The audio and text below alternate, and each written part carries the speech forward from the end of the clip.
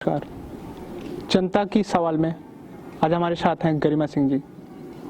इनके किसी परिचय का मोहताज नहीं, तभी मैं आपको इनका परिचय कराता हूँ। भारत के पूर्व प्रधानमंत्री बीपी सिंह जी की भतीजी हैं और यूपी के गद्दावर नेता संजय सिंह की पत्नी। गरिमा जी, हमारे शो में आपको बहुत बहुत स्वागत। जी बहुत बहुत धन्यवाद। इनका राजनीति की महज शुरुआत आप अभी मान सकते हैं, लेकिन इन्होंने बचपन और यहाँ आने के बाद इनके ससुर राजा रणंजय सिंह काफी राजनीति में सक्रिय रहे और भारत के विभिन्न प्रधानमंत्रियों से अच्छे संबंध रहे। और लेकिन 20 वर्षों में ऐसा पता नहीं क्या इनके साथ हुआ या इनके परिवार में कौन सी कलह थी जो इन्हें इस विरासत से दूर रहना पड़ा। कुछ महीनों बाद, कुछ सालों बाद ये वापस आई। तब से आज तक जनता के बीच में अच्छी खासी लोकप्रियता इनकी बढ़ती ही जा रही है। वह कौन सी वजह थी जो आपको 20 वर्षों तक इन विरासत से, आपको बच्चों से, यहाँ की जनता से दूर रहना पड़ा? देखिए, पहले तो मैं अपने शीर्ष नेतृत्व को धन्यवाद करूंगी जिन्होंने हमको ये अवसर प्रदान किया है, जन सेवा का अवसर। तो आपको ये बता रहे हैं कि परिस्थितियां कुछ ऐसी थी जिसकी वजह से हमको इतनी दिन दूर रहना पड़ा। बच्चे हमारे छोटे थे, उनका कोई साथ हमारे नहीं था, उनकी कोई मजबूती तब नहीं थी। आज मेरे बच्चे बड़े हो गए हैं तो मैं बच्चों के सहारे से यहाँ पर आ गई हूँ और फिर से अपने समाज का सेवा करना चाहती हूँ। यहाँ 27 दिसंबर की जो घटना अमेठी अस्त व्यस्त हो गई, 14 सितंबर यहाँ अमेठी अस्त व्यस्त हो गई। यहाँ रामनगर आपके बगल में, यहाँ की जनता यहाँ से पलायन कर दी। उनके साथ अगर आप विधायक बनती हैं, उनके लिए आप क्या करेंगी? उनकी तो अब भरपाई तो की नहीं जा सकती, जो उनके साथ हुआ पूरा देश देखा। उस विषय में आप क्या कहना चाहेंगे? हमारी जनता ने बहुत कष्ट उठाया उस बीच और पूरे टाइम उनके ऊपर अत्याचार होता रहा, लेकिन हम यहाँ कोर्ट के अंदर थे, उनके लिए कुछ कर नहीं सके। इसका मुझे अफसोस है। और उन्होंने जितना मेरा साथ दिया है वो बिल्कुल परिवार की तरह। इसके जिम्मेदार कौन है? मतलब ये जो इतनी बड़ी घटना हुई, इसके जिम्मेदार किन कारणों से हुई?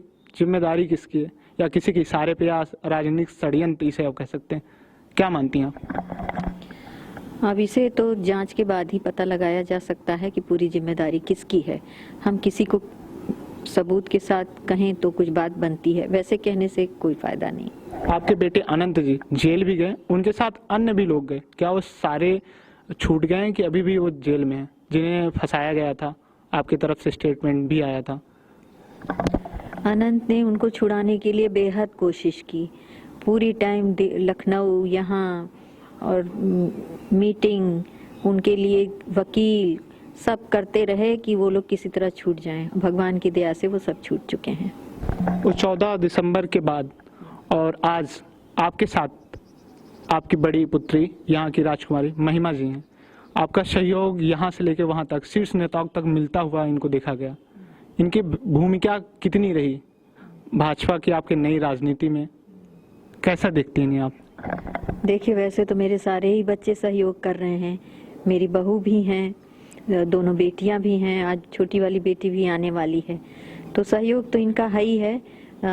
लेकिन महिमा जो है वो तो साथ साथ अभी तो है ही हैं। और आप लोगों ने देखा ही कि शीर्ष नेतृत्व से भी मिलके टिकट के लिए इन्होंने गुहार की। सभी जनता को अपने प्रतिनिधि से सवाल पूछने का होता है, उसका प्रतिनिधि उसके साथ क्या क्या नई योजनाएं लाएगा या क्या करेगा विकास। तो उन्हीं में से कुछ प्रश्न हमारे पास है। मैं उनके प्रश्न आपसे पूछना चाहूँगा। पहला सवाल हमारा रहा, भाजपा प्रत्याशी घोषित होने के बाद आपके राजनीतिक जीवन की शुरुआत हो गई, कैसा महसूस कर रही हैं आप? जीवन में बहुत बड़ा बदलाव आ गया है, क्योंकि अभी तक राजनीति में हम नहीं आए थे कभी भी और ऐसा विचार भी नहीं करते थे, लेकिन परिस्थितियां हैं जो कि ऐसा हमें स्टैंड लेना पड़ा है परिवार की सहमति से। तो अब अच्छा महसूस कर रहे हैं, अब धीरे धीरे इसमें यूज्ड टू हो जाएंगे। आपने कहा कि राजनीति में कोई आने का प्लान नहीं था, लेकिन आपने बचपन में राजनीति बखूबी करीबी से देखा और जब आप आई तो राजनीति में ही आपकी समझिए बचपन गुजरा, आपकी लाइफ भी उसी से गुजरी। तो तब आपके कुछ ना कुछ तो मलाल था कि हमारे चाचा जी प्रधानमंत्री हैं, हमारे ससुर जी राजनीति में इतने बड़े कद हैं, तो आपके अंदर तब कुछ ना कुछ तो रहा होगा। बस सभी की उन्नति के लिए इच्छा रहती थी, उनके इलेक्शन के लिए वर्क करते थे, उनके कार्यकर्ताओं के लिए हर चीज मुहैया करवाते थे, ये सब मेरा काम रहता था। मेन राजनीति में तो पहले नहीं थे। जनता के तरफ से दूसरा सवाल हमें मिला जो, अब तक आप सार्वजनिक जीवन से दूर रहे, पहली बार जनता के बीच जाएंगे, क्या कोई झिझकियाहट महसूस करेंगी कि नहीं? परिस्थितियों के अनुसार ढल जाना ही ठीक रहता है। अगर थोड़ी बहुत झिझक भी होगी तो वो ठीक हो जाएगा समय के साथ। तीसरा सवाल, आपके बेटे अनंत राजनीति में काफी सक्रिय थे 2-3 वर्षों से, लेकिन उनके स्थान पे आपको टिकट मिला, इसे आप किस स्वरूप में लेती हैं? देखिए, माँ को टिकट मिले या बेटे को मिले, बात एक ही होती है। फिर एक टिकट पे आपके 2-2 कार्यकर्ता मिल रहे हैं, 2-2 सेवक मिल रहे हैं, तो ये अच्छी बात है ना। लेकिन वहीं आपके चौथा जो प्रश्न रहा, आपके विरोधियों का कहना है कि आप सिर्फ चेहरा हैं, असली विधायकी तो अनंत ही करेंगे। विपक्ष के इस आरोप को आप अपने आम जनता को कैसे समझा पाएंगे? देखिए, जितना हमसे कोशिश होगा, जितना हम कर सकेंगे, उतना तो हम जाएंगे, करेंगे, लेकिन जो नहीं कर सकेंगे वो अनंत को से कह के करवा देंगे। अगर अनंत जी 5 साल सक्रिय रहे, अगली बार आप चुनाव में जाएंगी तो क्या, किस मुद्दे पे जाएंगी? तो लोग कहेंगे कि आप क्षेत्र में आती नहीं, अनंत ही सक्रिय रहते हैं, तो हम अपने विधायक से डायरेक्टली मिल नहीं पाते, उसके लिए आप क्या सोचिए? अब देखिए, उस समय बताएगा, अभी तो 5 साल बहुत दूरी है, समय आने दीजिए, फिर स्वयं ही सब क्लियर होगा। और 5वां सवाल, अमेठी से बनने वाला हर एक विधायक की जीत में, अमेठी से बनने वाला हर एक विधायक की जीत में भादर ब्लॉक अहम भूमिका निभाता है, इसके बावजूद सर्वाधिक अपेक्षित कोई ब्लॉक है तो वह भादर है, इसके लिए कोई खास योजना आपके लिए, आप जब विधायक बनेंगे? देखिए, आप समझ पाए हैं तो अब इसके लिए जो भी संभव प्रयास होगा वो करेंगे। और सबसे अहम जो विवादित रहा, जब से जिला गठन हुआ तब से सबसे विवादित मुद्दा रहा, जिला गठन के बाद भादर ब्लॉक के 36 गांव जो सुल्तानपुर में शामिल होना चाहते थे, जिनकी आबादी 30 से 35 हजार के आसपास है, उन्होंने 2012 में, जो आपके वर्तमान विधायक हैं, उन्होंने वादा किया था उन्हें सुल्तानपुर में शामिल कर पाएंगे, क्या आप उन गांवों की इच्छा पूरी करेंगी? वो सारी स्थिति समझने के बाद ही उस पर कुछ कार्रवाई कर सकते हैं। अभी उस स्थिति के बारे में आपको कुछ पता नहीं?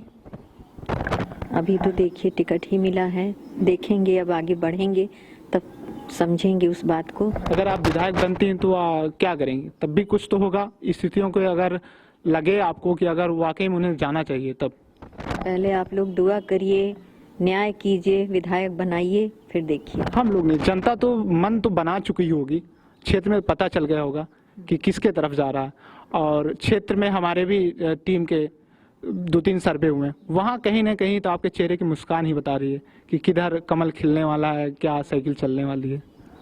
अब भगवान की इच्छा पे निर्भर है, जैसा होगा सब अच्छा ही होगा। 7वां प्रश्न है हमारा, भारतीय जनता पार्टी के कुछ पुराने कार्यकर्ता जो संघर्ष के बावजूद उन्हें टिकट नहीं मिला, इस बात को लेकर कार्यकर्ताओं में नाराजगी है, आप उन्हें कैसे मनाएंगे? उनके साथ, उनका साथ लेके कैसे जनता के बीच में जाएंगे? मैं जरूर चाहूंगी उनका साथ लेना, उनका सहयोग लेना, और वो सभी हमारे जो है साथी हैं, तो उनको एक भाव लेके हम चलना चाहेंगे साथ में। 8वां प्रश्न है, आगामी चुनाव में आपका प्राथमिक मुद्दा क्या रहेगा? अब ये चुनाव में तो यही है, बुनियादी ज़रूरतें जो लोगों की होती हैं, जिसकी वजह से वो लोग इतना कष्ट उठाते हैं, वो सारी बुनियादी ज़रूरतों को पूरा करना, उनके कष्ट को दूर करना, सबसे बड़ा मकसद यही है। फिर औरतें हैं, लड़कियां हैं, बच्चे हैं, सबका ही साथ लेके, सबका सहयोग के साथ सब समस्याओं का समाधान हम चाहते हैं। अमेठी राजघराने का काफ़ी लंबा वक्त रहा, लेकिन तब भी आज सड़क, बिजली, शिक्षा जैसी मूलभूत आवश्यकता के लिए अमेठी की जनता जूझ रही है, इसे आप कैसे लेते हैं? इतने दिनों से अगर उन्नति की गई होती, अगर सुधार किया गया होता तो आज तक बहुत कुछ दिखाई पड़ता, लेकिन जैसा कि सुनने में आता है, बहुत ही सड़कों की हालत भी खराब है, और शिक्षा तो हमारे पूज्य ससुर साहेब महाराज रणंजय सिंह जी, उन्होंने शिक्षा के क्षेत्र में बहुत काम किया है, जिसकी वजह से शिक्षा तो कुछ ठीक है, लेकिन फिर भी और सब चीज़ें, बिजली है, पानी है, हर चीज़ की समस्या यहाँ रहती है। 9वां प्रश्न हमारा, नोटबंदी आपके चुनाव पे कितना असर डालेगा, पड़ेगा?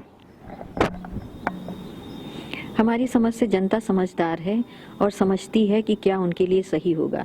जो मोदी जी ने कदम उठाया है वो जनता की भलाई के लिए ही उठाया है और उससे जनता को बहुत राहत मिलेगी। क्या नोटबंदी से वाकई में भ्रष्टाचार खत्म हो जाएगा, महंगाई कम हो जाएगी, आम जन जीवन को अच्छे अर्थव्यवस्था के साथ उनको सस्ती चीज़ें मुहैया हो पाएगी, उनकी दिनचर्या की आवश्यकता नोटबंदी के बाद और सस्ती हो जाएंगी? ये तो आप बिल्कुल अर्थशास्त्री जैसे पूछ रहे हैं, तो ये समय आने दीजिए, फिर उसका परिणाम धीरे ही धीरे सामने आएगा। अमेठी में कांग्रेस उपाध्यक्ष राहुल गांधी की भी अच्छी पकड़ है। अमेठी की जनता कांग्रेस का साथ छोड़कर भाजपा के साथ क्यों आए? अमेठी की जनता समझ रही है कि भाजपा के साथ रहने में ही भलाई है, इसलिए अमेठी की जनता भाजपा के साथ है। 2014 चुनाव में स्मृति जी यहाँ से चुनाव हारी, उसके बाद भाजपा ने एक और ट्रम्प कार्ड आपको यहाँ भेज के खेला है।